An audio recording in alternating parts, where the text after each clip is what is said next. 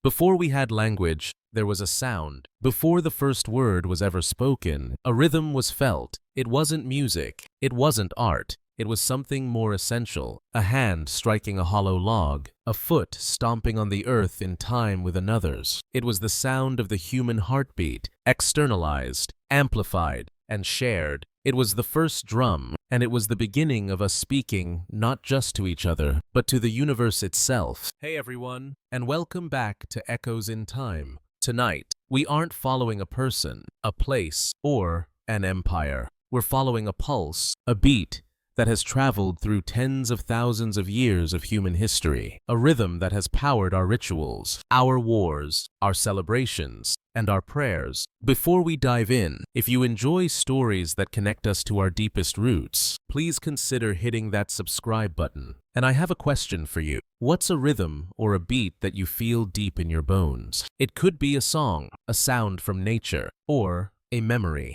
Let me know in the comments below. Now, let the noise of the modern world fade out and listen for the beat. In the cradle of early human civilization, the drum was not just an instrument.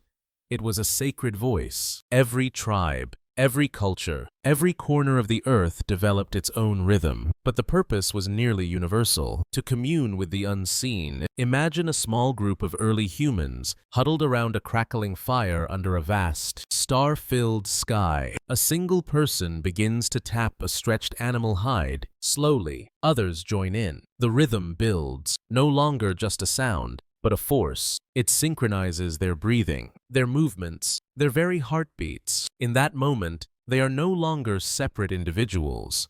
They are a tribe, unified by a shared pulse. In Africa, where some of the world's earliest and most complex drumming traditions emerged, rhythm was inseparable from life, death, and ancestry. The djembe, carved from a single log and topped with goatskin, was believed to contain three spirits: the spirit of the tree it was carved from, the spirit of the animal whose skin gave it a voice, and the spirit of the craftsman who brought it to life. To play it was to speak with all three. Then there were the talking drums of West Africa. By varying the pitch and tone, a skilled drummer could mimic the cadences of human speech, sending complex messages across miles of dense jungle. They could announce a birth, warn of danger, or call for a celebration. Long before the telegraph, humans were already drumming their messages through the landscape. The drum was the original wireless communication across the oceans. Native American tribes treated the drum as a living entity. It was often called the heartbeat of Mother Earth. The large powwow drum, played in unison by a circle of drummers, was both a musical and a spiritual engine. Its steady, powerful beat was meant to align the hearts of the people with the rhythm of the earth itself, to honor ancestors, summon healing, or guide the souls of the dead.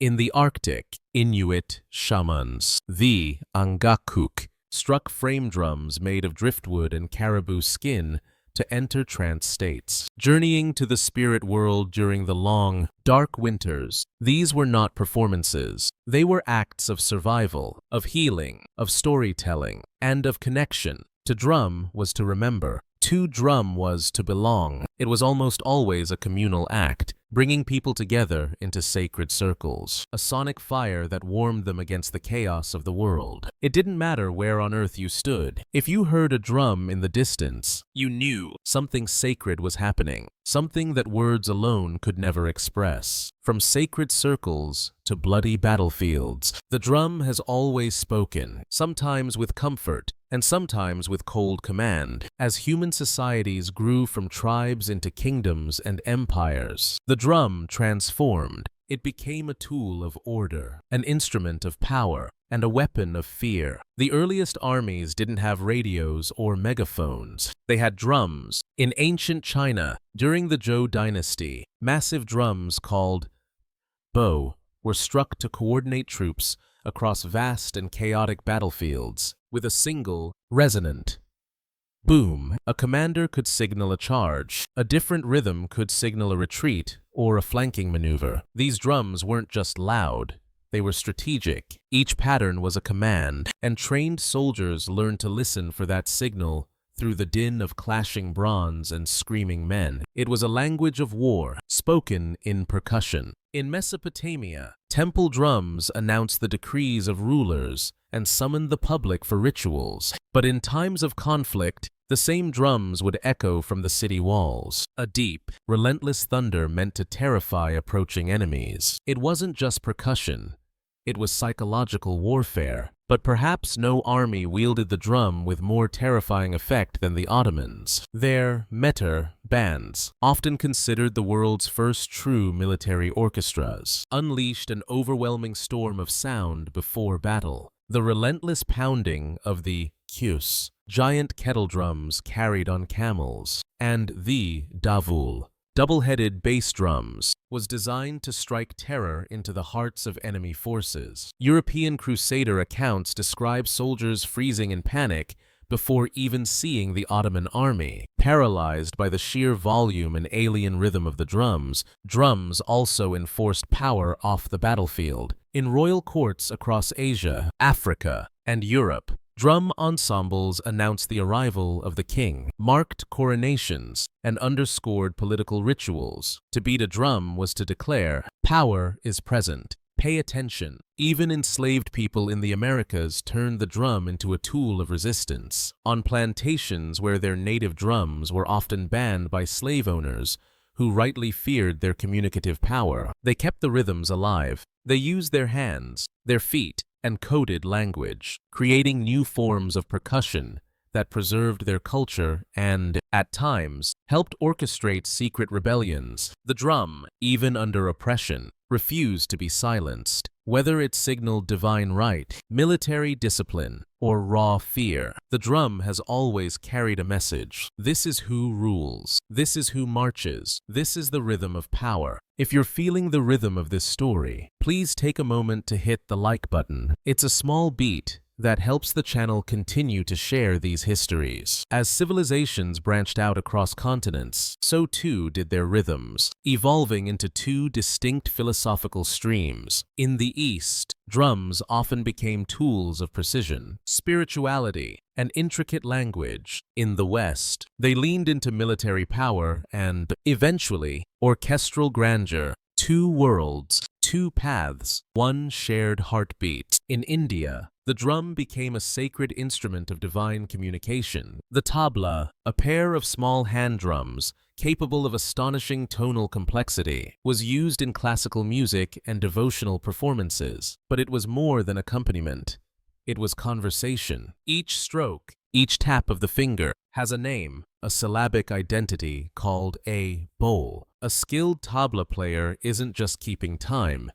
They are speaking rhythm, reciting complex poetry with their hands. To master the tabla is to spend decades learning a new language. In Japan, the taiko drum emerged as a ceremonial giant, carved from a single massive tree trunk. The taiko was used in Shinto rituals, in theatrical performances, and on the battlefield. Playing the taiko requires not just musical skill, but immense physical discipline. The drummers move with a martial precision, their stances grounded like warriors, their movements a powerful, choreographed dance. In festivals, the booming sound of the taiko, echoing through mountain valleys, was believed to drive away evil spirits and call the gods down to earth. Meanwhile, in Europe, the drum had a different story. For much of the medieval period, it was largely utilitarian, used by town criers or to keep soldiers in step. It was structural, not spiritual. It wasn't until the Renaissance and Baroque eras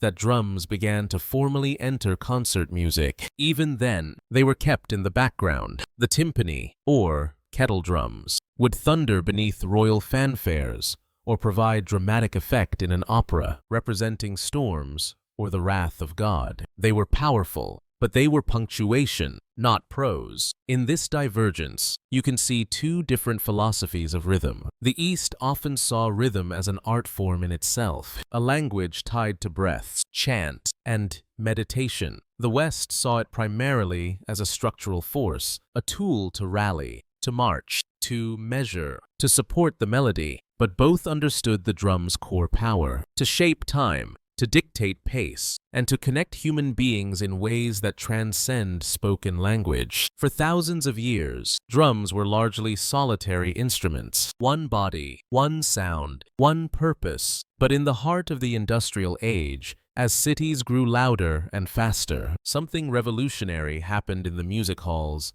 and theaters of America. Percussion was reimagined. By the early 20th century, multiple drums were no longer scattered across a stage. They were united, forming something entirely new: the drum kit. It was born out of necessity. In the late 1800s, vaudeville and theater bands required several percussionists to play the bass drum, the snare drum, cymbals, and various woodblocks. But space was tight, and budgets were tighter. So, inventive drummers began to combine instruments. A technique called double drumming emerged, where one person would play both the snare and bass drum. Then, in 1909, the first commercially successful bass drum pedal was patented. This was the game changer. A drummer could now strike a massive drum with one foot, freeing up both hands to do more. The idea caught fire. Over the next few decades, drummers added hi-hats, tom-toms, and ride cymbals, creating a compact setup that could mimic an entire percussion section, all played from a single seat, or throne. And then came jazz. In the smoky clubs of New Orleans and Chicago, the drum kit didn't just keep time, it found its voice. Early jazz drummers like Baby Dodds, and later, legends like Gene Krupa and Buddy Rich, turned the drum set into a lead instrument. Rhythm became a conversation with the melody. The drummer wasn't just the pulse anymore. They were a storyteller. As jazz evolved into rock and roll, the drum kit grew louder, heavier, and more powerful. Drummers like John Bonham of Led Zeppelin, Keith Moon of The Who, and Neil Peart of Rush pushed the limits of stamina and creativity. The drum kit became the engine of popular music, the driving force behind the energy of a generation. Today, the drum kit is a global staple, but its journey from a practical solution in a crowded orchestra pit to the thundering heart of modern music is a story of pure innovation. As the 20th century drew to a close, the sound of drums began to change again, not in rhythm, but in texture. The physical gave way to the programmable. The age of digital drums had arrived. It began in the 1970s with primitive analog drum machines. But in 1980, Roland released the TR-808. Its deep, booming kick,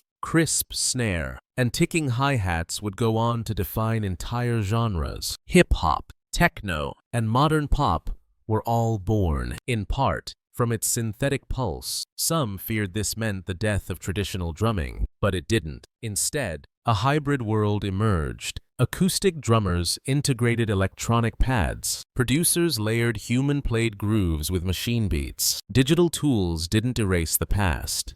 They just gave it a new voice. The tools have changed, but the fundamental purpose remains the same: to move bodies, to shape time, to make silence speak. Across every era, every empire, and every evolution of technology, one thing has never changed. The drum remains our oldest and most enduring voice. From ancient fire circles to modern concert halls, from sacred rituals to digital dance floors, the drum has never been just about music. It's about connection. Connection to ourselves, to each other, and to something bigger than both. It is the one heartbeat we all share, not metaphorically, but literally, even before we are born. Nestled in the womb, the very first rhythm we ever hear is that of our mother's heart, steady, safe, alive, and perhaps, for the rest of our lives, we chase that rhythm. The drum has been our companion through joy and war, through worship and protest. It has marched beside kings and risen with rebels. It has echoed through stone temples and concrete subway tunnels. It speaks a language that bypasses thought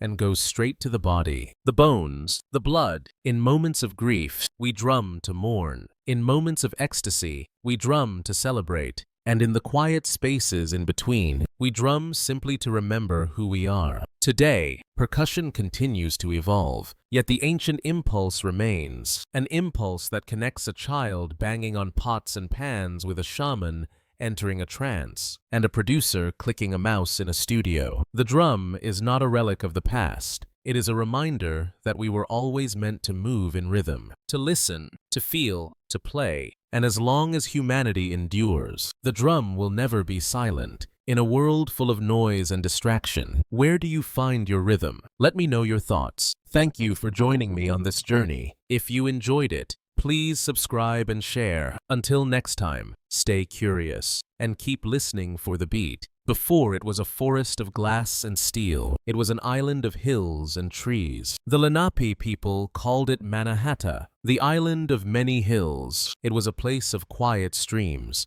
dense forests, and rocky shores, a landscape shaped by glaciers and time. Today, those hills are gone, flattened, the streams are buried beneath asphalt, and a new, man-made geology has risen in its place. A mountain range of ambition, a skyline that doesn't just touch the clouds, but defines the very idea of a modern city. This is the story of how that skyline was born, how it raced for the heavens, how it broke, and how it rose again. Hey everyone, and welcome back to Echoes in Time. Tonight's story isn't about a single person.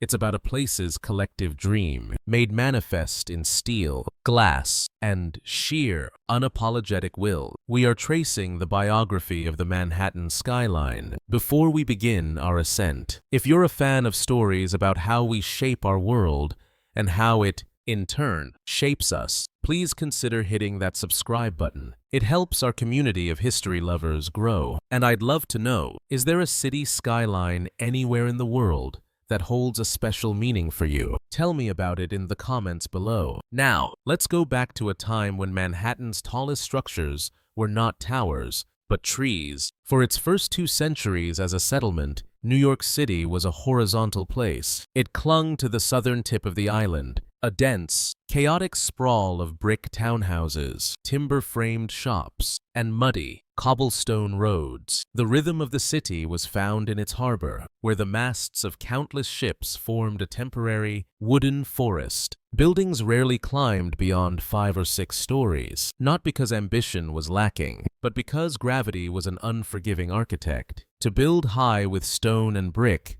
was to build heavy. The taller the building, the more weight it carried, and that weight had to be supported by its own walls. This meant the walls at the bottom of a tall building had to be incredibly thick, sometimes several feet, leaving less usable space inside and requiring enormous, costly foundations. The top floors, reachable only by endless flights of stairs, were the least desirable, hot in the summer, cold in the winter, and a dreadful climb for residents and their deliveries. They were often reserved for servants or storage. The city, bound by the laws of physics and economics, grew outward, not upward. The only real vertical statements on the island were church steeples. For decades, the spire of Trinity Church, completed in 1846, was the tallest structure in New York, rising a majestic 284 feet. It was a beacon for ships sailing into the harbor and a symbol of the city's moral and spiritual aspirations, but it was an exception, a singular finger pointing to the heavens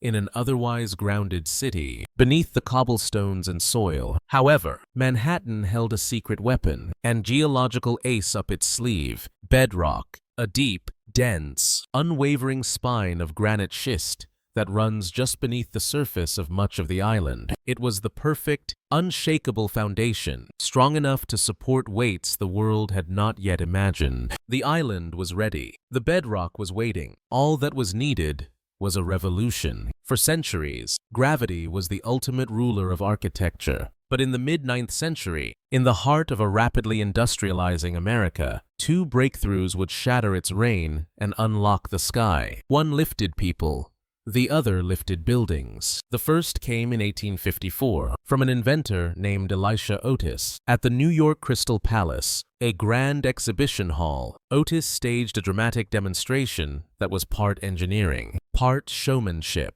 He stood on an open elevator platform, hoisted high above a nervous crowd. Then, with a theatrical flair, he ordered the single rope holding the platform to be cut. The crowd gasped, but the platform didn't plummet. It dropped only a few inches before a hidden safety brake, a spring-loaded mechanism of his own design, snapped into place, locking the lift securely. All safe. "Gentlemen," he declared, with that single, breathtaking moment. Otis had not just invented a product, he had invented confidence. He made the vertical journey safe. Before Otis, elevators were simple hoists, terrifyingly unreliable and used mostly for freight. After him, they became a practical and, eventually, elegant way to travel upward. Suddenly, the top floors of a building were no longer a burden. They became premium space, offering better light, cleaner air away from the filthy streets, and spectacular views. The elevator didn't just change how people moved,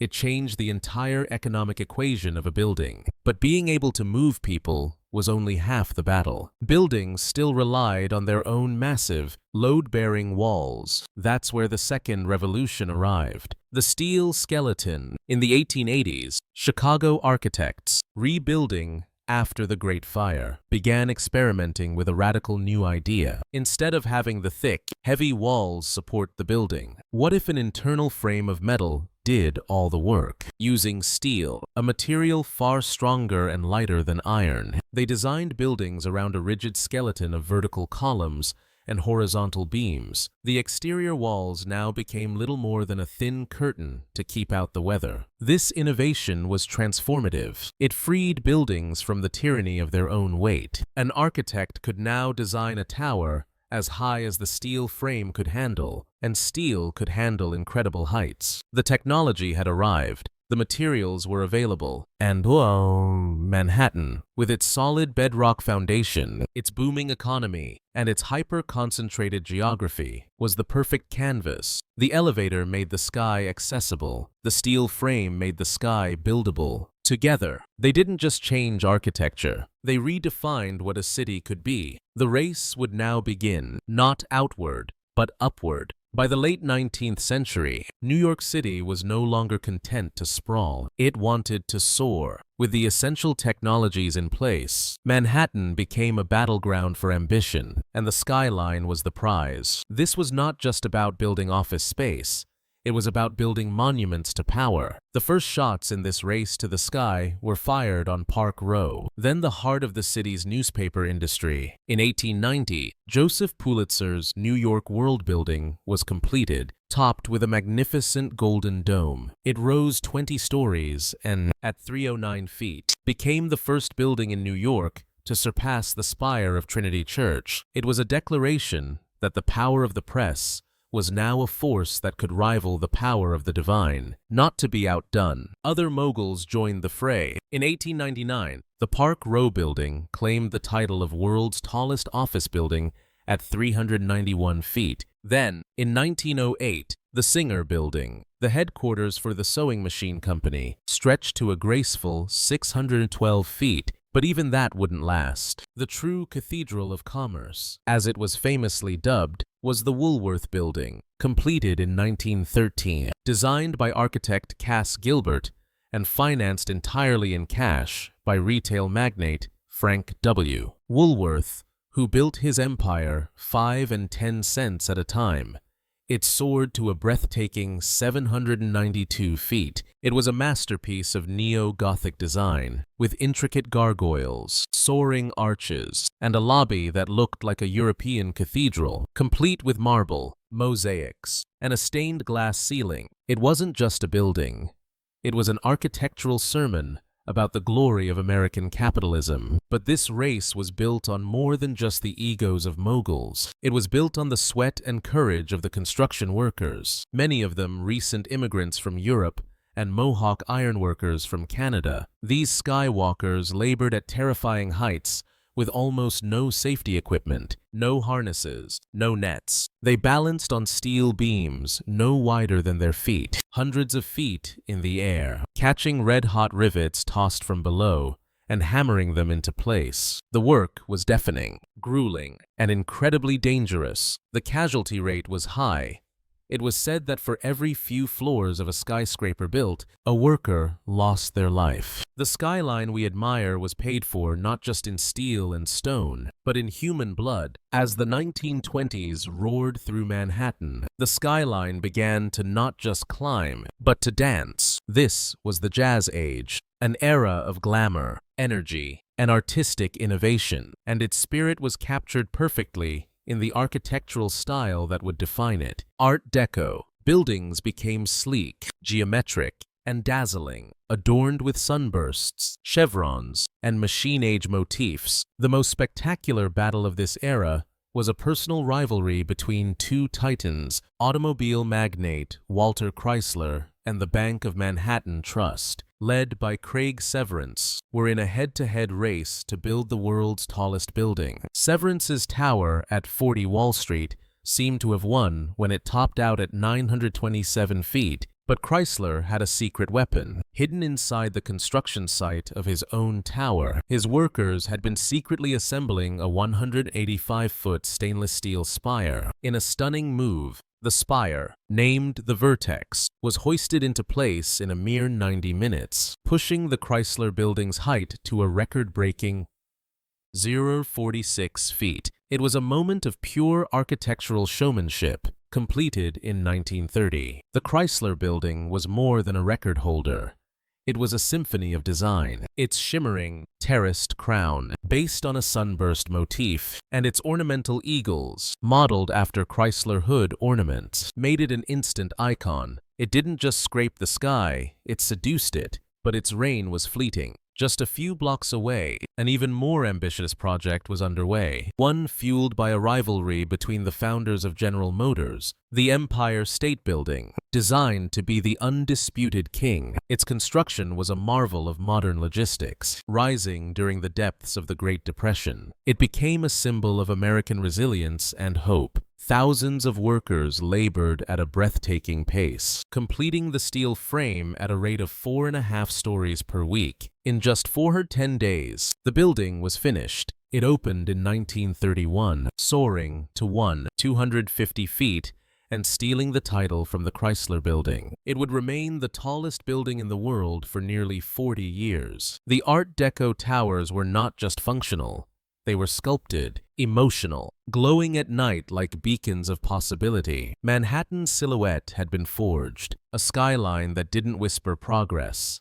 It shouted it. If you're captivated by the story of this incredible ambition, please take a moment to hit the like button. It lets me know you appreciate these deep dives into our built world and the dreams that shaped it. After the Second World War, the mood of the nation shifted, and so did the skyline. The exuberant ornamentation of Art Deco gave way to a new aesthetic, cool, rational, and uncorporate. This was the international style, and it was the look of a new global superpower. New York was now the front office of the post-war world, and its buildings began to reflect that, not with decorative spires, but with clean, minimalist monuments to efficiency. In 1952, the United Nations headquarters rose on the East River. Its slim, green glass slab was a bold departure from the masonry towers of the past. It wasn't a monument to a corporation, but to a new ideal of global diplomacy. It set the tone for what was to follow. Soon after, landmarks like the Lever House and the Seagram Building redefined corporate architecture. Designed by visionaries like Ludwig Mies van der Rohe, these towers were stripped of all decoration. Their beauty came from their elegant proportions and the materials themselves, grids of steel and vast curtain walls of bronze-tinted glass. These buildings didn't look like cathedrals or palaces. They looked like machines, precise, modern, and ruthlessly practical. As businesses boomed, Midtown became a forest of these glass boxes, anonymous giants that reflected the clouds and the ambitions of Wall Street. Gone were the individualistic gargoyles and spires. In their place stood mirrored monoliths. And yet, in their cool silence, these towers spoke volumes. They told the story of a country obsessed with growth, logic, and modernity, shaping the look and feel of cities across the globe. By the late 1960s, New York's skyline was already a masterpiece, but the city still dreamed bigger. That dream took shape in Lower Manhattan, a plan so ambitious and controversial it would alter the skyline forever. A pair of identical towers, bolder and more massive than anything built before. They were the twin towers of the World Trade Center, conceived as a new temple for global commerce. The project was immense. Architect Minoru Yamasaki designed the buildings with a radical minimalist approach. Two pure, vertical pillars, clad in aluminum, rising 110 stories to 368 feet. When completed in 1973, they weren't universally loved. Some critics called them sterile, two giant filing cabinets standing over the city. But to many, the towers were pure presence. They didn't dance with the sky like the Chrysler Building. They stood firm against it, twin pillars of certainty and scale. They anchored the skyline, giving it a powerful, unforgettable symmetry. For nearly 3 decades, they dominated Lower Manhattan, a symbol of American might and global connectivity. Two silent giants watching over the city. On the clear, blue morning of September 11th, 2001, the Manhattan skyline was fractured. In less than 2 hours, the Twin Towers, those two seemingly indestructible pillars, collapsed into dust, fire, and twisted steel. Thousands of lives were lost, and the two structures that had defined Lower Manhattan for a generation were gone. The attack wasn't just an assault on buildings. It was an assault on a symbol. For decades, the towers had been visual shorthand for New York itself, its power, its modernity, its ambition. Now, that skyline was broken. In the days and weeks that followed, the view of Lower Manhattan was a wound, open, smoldering, and raw. Where once there had been height and light, there was only absence. A great, gaping hole in the sky. Photographs of the skyline from that time are haunting. The familiar silhouette is gone, and that absence echoes with loss. For the first time in over a century, Manhattan wasn't building up.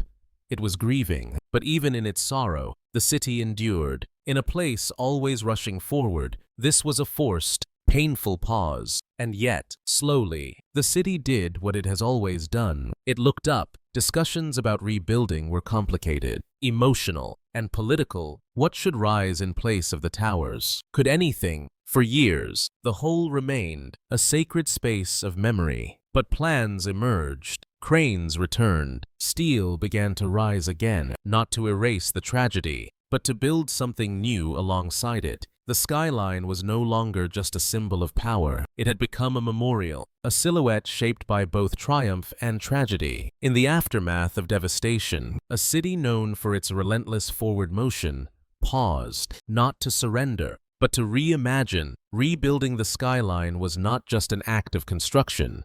It was an act of healing and defiance. The plan that emerged was one of remembrance and renewal, blending commercial space with public memorials, parks, and light. At its heart stood a new tower, One World Trade Center, rising from the northwest corner of the site. It would become the tallest building in the Western Hemisphere, reaching a symbolic height of 776 feet, echoing the year of America's independence. Completed in 2014, the tower is a shimmering, elegant obelisk of glass. It doesn't try to replicate the past.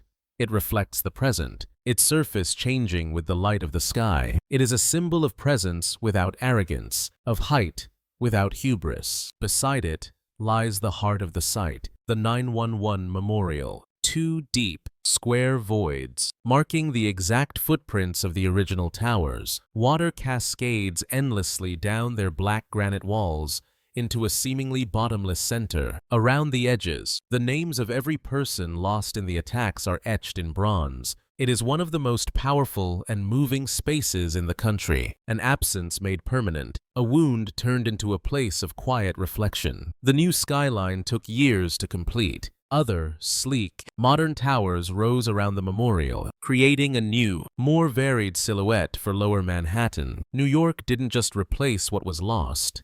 It evolved. It honored its past while building a different future. Today, the Manhattan skyline is more than a collection of buildings. It is a living document, a story written in steel, glass, and memory, constantly being revised, but never forgetting what came before. In recent years, it has stretched even higher, with super slender residential pencil towers rising along Billionaires Row in Midtown, architectural marvels that speak to new heights of engineering and new levels of wealth. The skyline is alive, and it is never finished. More than any monument, it is the skyline that defines New York, not just in form, but in spirit. It tells a story of relentless ambition, of breathtaking innovation, of tragedy, and of profound resilience. It is a place where humanity dared to build upward, again and again, through booms and busts, through wars and wounds, always reaching for something more. Because in Manhattan, the sky was never the limit. It was just the next floor. What does the ever-changing skyline of a city like New York say about us today? I'd love to hear your thoughts. Thank you for taking this journey with me. If you found it meaningful, please subscribe and share. Until next time, stay curious and always remember to look up.